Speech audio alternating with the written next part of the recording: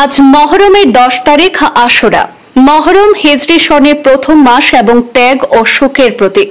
আজ আশুরা উপলক্ষে গোটা মুসলিম বিশ্বের মতো বরাক উপত্যকাতেও শ্রদ্ধার সঙ্গে পালিত হচ্ছে কারবালার স্মৃতি। শিলচরে মহরম উপলক্ষে পথ চলতি মানুষদের মধ্যে বিতরণ করা হয় ঠান্ডার শরবত। মানবিক উদ্যোগে সাড়া পড়ে গোটা শহর জুড়ে।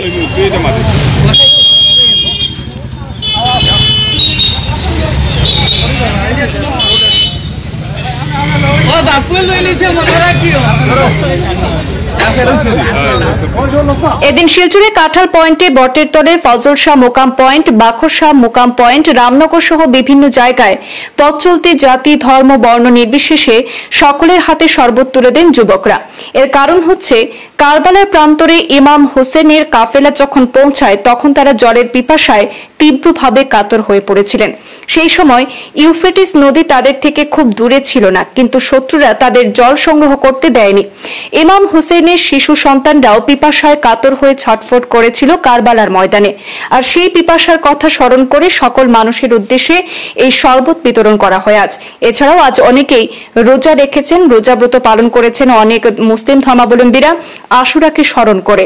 তাছাড়া বিভিন্ন মসজিদ ও মহল্লায় শিরনি ও দোয়া মাহফিলেরও আয়োজন করা হয়।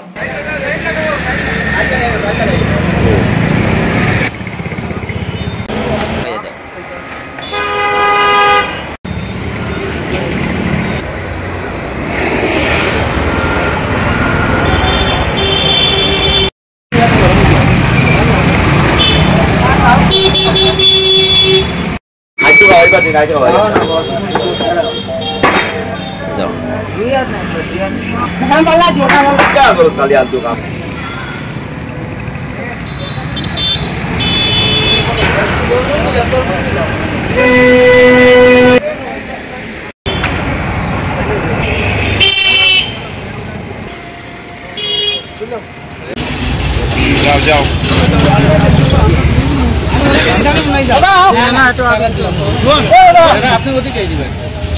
भाई भाई मोबाइल